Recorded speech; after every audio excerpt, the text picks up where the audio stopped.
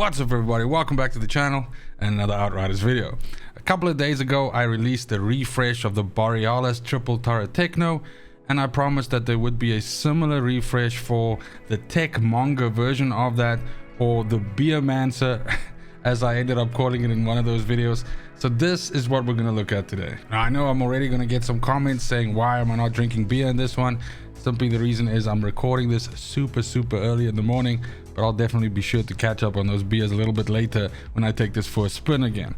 But exactly as I mentioned in the intro, this is a version of triple turret techno, not using Borealis but using techmonger, which in some cases I would say is better suited for this build overall, and in my opinion the better way to run it. This then means that we lean into the set bonus from techmonger, which means that instead of Borealis, where we tend to want to leave our turrets to do their business and not move them around too much, the playstyle with techmonger triple turret techno should be a little bit different, and you should be repositioning your turrets, and especially you should be refreshing your blighted turret ever so often because of the way how this works and that you actually stack your damage up. Now with the patch we of course saw some nerfs to certain abilities, mods and things which impact this build. One of the biggest things of course is the fact that we can't ramp up quite as deliciously with Mage's Rage anymore, and of course we also have the slight delay in the proccing rate of lethal devices, which also affect turret builds. More specifically, it affects the shooting from cryo turrets, which don't proc that additional effect quite as often anymore, and consequently makes the damage suffer a little bit. That notwithstanding, both of these builds, as I showed with the Borealis refresh and this one, is still incredibly capable of carrying players through content, carrying yourself through expeditions, and absolutely positively destroying the final arbiter, the second arbiter in trials, with no mess, no fuss. And when we get to the actual build itself, I kind of play this exactly the same way how I play Borealis triple turret techno. What I mean by that is that I've taken to running around with a pistol and essentially just throwing out my turrets and cold snapping and everything like that. Now as per usual, we'll look at the weapons first, we'll talk about the armor and the mods on them, we'll talk about the skills and the rotation of this, which basically boils down to throw your turrets out, you know, fucking profit. And then we'll talk about the class tree, some decisions we need to make in the PAX tree, and also I would make some recommendations of which Ascension Points you should be using. Now also ignore the transmog, of course. I know that this is the horrible cannonball, because but as mentioned, of course we're using techmonger. Now the pistol that I'm using specifically here is a Torment and Agony that I was able to find that has Fortress and Mage's Rage on it. Both of these are fantastic ways for you to ramp the damage of your turrets, and by running around with this pistol the entire time, I can always start the fight off by getting a little bit of additional damage stacked up, throw my turrets out, shoot some more, stack up, throw my turrets out, and essentially that's the way the combat goes. Now I do also carry a guillotine with radiation splash, moaning winds and clip combustion on, which gives me that reload mechanism kill that we know so much from vanilla. And this is what I use in cases where I'm not killing captains, elites and stuff like that too fast, or if I'm trying to just blast through an area, I can essentially light up my turrets, throw a cold snap, they'll be shooting off to this side, and if I see some enemies are surviving on the other side, I'll just sort of swing by them and hit them with the reload and kill them. So that's generally speaking how I work. Now I do also have a final penance on here with Mage's Rage, Anomaly Enhancement and Fortress on. If I want to goof around a little bit, I can also use this, and because of the ramp up that we're putting onto Anomaly Power, it's actually going to push some of that onto your firepower as well, which means that your gun is also going to deal a little bit of additional damage. And actually with the additional engagement that you get from Mage's Rage and Fortress, you're actually going to be dealing quite a bit of damage with that gun as well. However, 99% of the time I got pistols out and I'm good to go. Then when we look at the armor itself, as mentioned, we are using techmonger here. I've got 3-piece techmonger on here, the first one being the mask. And important stats that we're looking for here is we're looking for anomaly power and we're looking for status power. Now status power took a massive hit in the patch that came out, and this definitely affects just how much toxic can tick for, and it really is a sad state of affairs right now. This is something that I don't necessarily understand why they did that to the game, because it affects so many builds in fucked up ways. But nonetheless, your perfect sort of mod or substat combination here would be anomaly power. You want status power, and then what can also help if you if you are struggling with not being able to drive down the cooldown of your cold snap enough, is obviously cooldown reduction. Now you want to have a low cooldown reduction when possible, because the more times you can cold snap, that the more times you can actually freeze enemies up and then sort of abuse Icicle Storm, which is also on this build. And as soon as your turrets start clipping enemies and killing 1 or 2 enemies in the side, this will cause this cascading effect through the enemies, killing everything. Now, our cryo turrets are permanently freezing stuff, so Shatter, 16% additional damage to them is a good choice here. But Double Trouble is also super necessary, because the idea is that this actually makes your cryo turrets, essentially each cryo turret do the work of 2 cryo turrets. So with then twins, you throwing out, almost in a fucked up way, you have 4 cryo turrets instead of 2, and that's just a whole bunch of fun right there. Then the Techmonger chest is our second piece. This has Icicle Storm on, which comes from the Borealis piece. So we're kind of like dipping into both worlds here. We take like one of the best things about running Borealis and we put it onto this build as well, which means that stuff that's killed while being cold snapped will actually explode in an AoE explosion and deals damage around them. We have increased damage on here, which means that each one of those little shots from the cryo turret will also deal more damage. Now these cryo turrets shoot like fucking hell. They go apeshit. So this just means that you're going to be dealing a whole bunch more damage, and the longer the fight goes on, the more this will stack up. Captain Hunter on here is fantastic because trash and things like that, generally speaking, don't stand a chance. Most of them will die to a cold snap wave, but captains, elites, and consequently bosses, things that you fight in trials, will benefit from you being able to deal more damage to them with Captain Hunter. Now, pants over here, we again have a Techmonger piece. We have improved coolant on here, which doubles the fire rate of our turrets. So we have 2 cryo turrets, which have 2 barrels each, and those all shoot twice as fast now. That's like double. It's fucking great. I love it. And we also have Hail Shot on here, which says that this increases our cryo turret damage based off of our status power. This is why I said like the status nerf hurt us so much. And essentially what this means, and I'm of a mind that I'm probably not going to level up further than level 35. I'm not going to go higher than Ascension 35 with my Techmonger, with my Technomancer actually.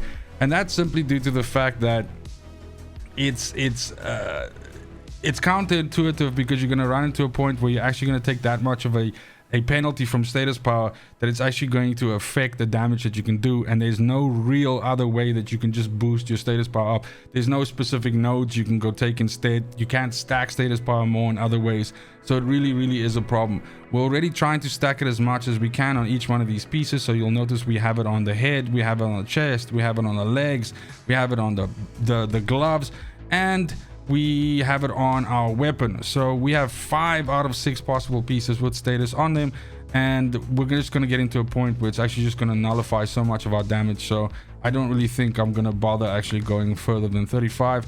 I think I'm okay right here where I am. Then Virulent Compound on here is a small Captain Hunter, so this stacked with the Captain Hunter effect that we have already means that we are dealing 26% additional damage to elites that are affected by toxic in the case of Virulent Compound, and if we manage to kill them with this effect on, they'll explode and sort of spread this effect around as well.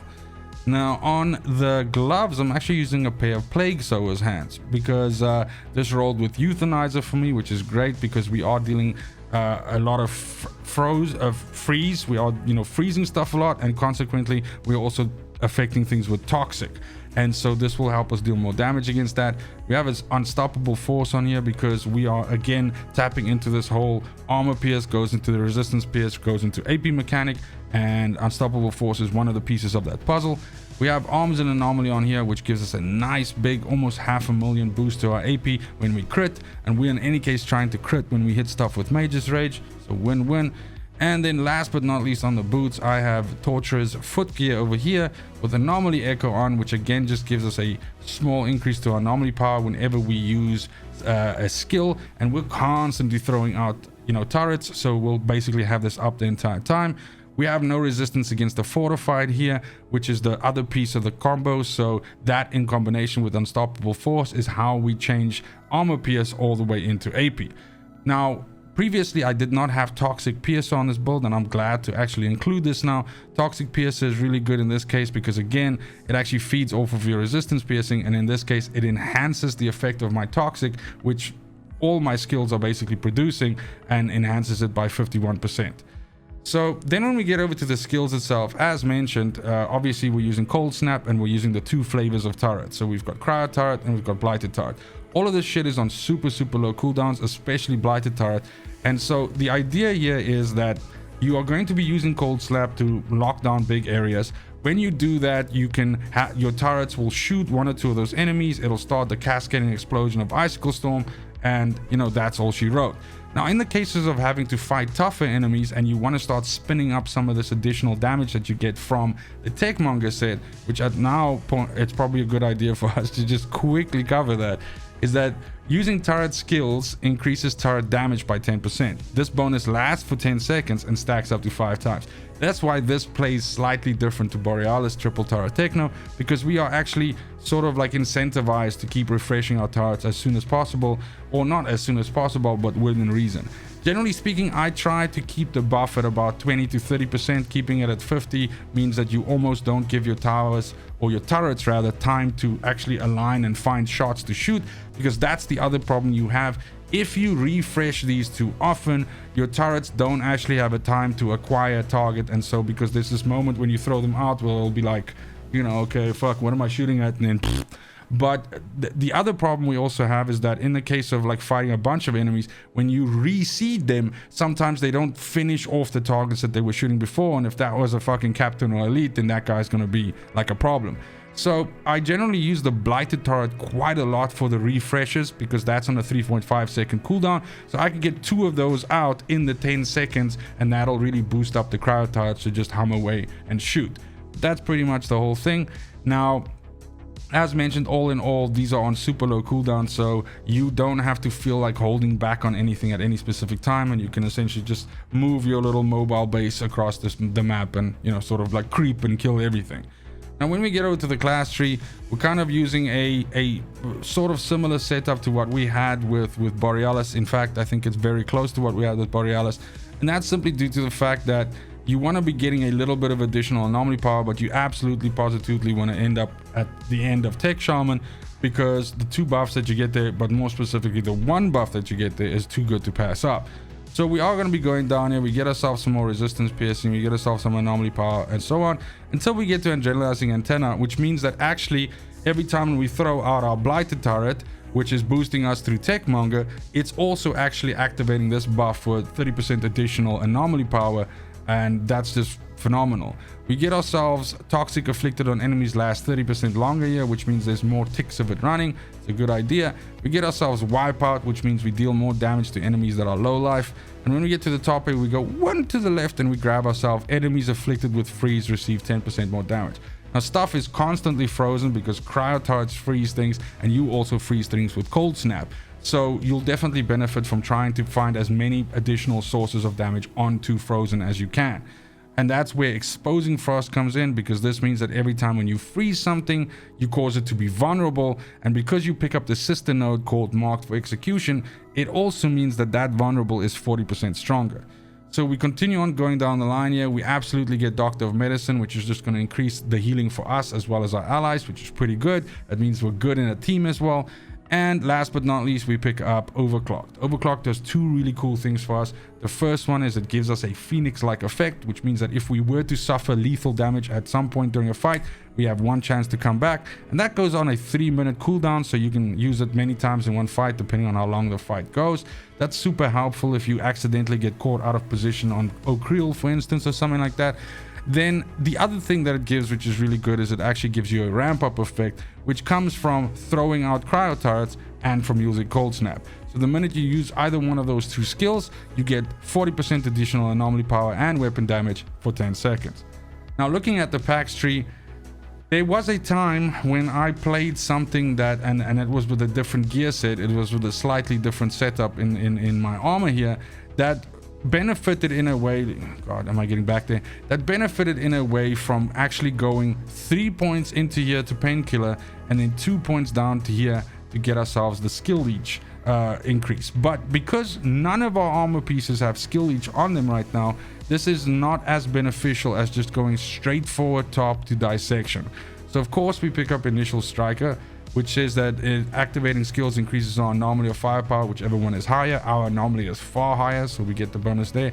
Lethal devices, even though having taken the nerf and not proccing as often as it used to before, having that slight delay, is still kind of super necessary for this to work at all, because what this does, as it says here, is your ordnance and gadget skills inflict toxic to enemies hit and deal additional 5% of anomaly power as damage if toxic was refreshed.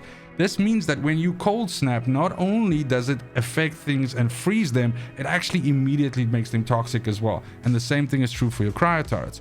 So we do get painkiller here as well, which gives us some health regeneration, which is another reason why it's relatively difficult to die with this build, because your turrets are chugging along and putting out so much damage, and you yourself as well, you're locking down so many things. You're dealing damage to enemies by either shooting at them, your turrets are shooting at them, you're cold snapping shit, everything like that. So you almost constantly have this health regeneration just going the whole time. Now, permanence and dissection essentially work hand in hand, and what permanence says is inflicting toxic on an enemy has a 100% chance to inflict a random additional status. That means anything. You can slow stuff can suddenly set on fire, stuff can start bleeding, all of that. And then the point is that dissection means that you deal 5% more damage to an enemy for every status that it has on it. So if you're able to put 3 or 4 statuses onto a boss, that right there is 20% additional damage in the bank. Then with the Ascension tree itself, of course, the majority of your damage is going to be coming out of the anomaly portion here. So you absolutely want to put your first 10 points into anomaly damage.